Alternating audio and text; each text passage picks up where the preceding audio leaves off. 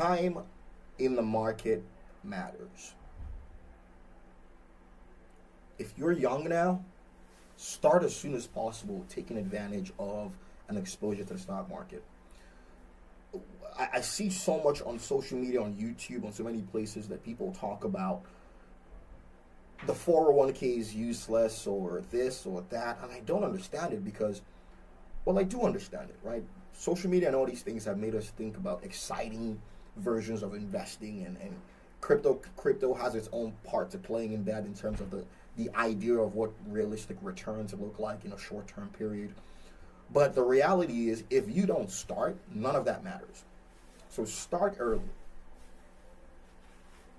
And then again, this goes back to having a game plan. When you start early with a game plan, it'll help you stay consistent. Right? This is why it's great to do it through a 401k. You're working, you're doing your daily. Let that money just go in monthly.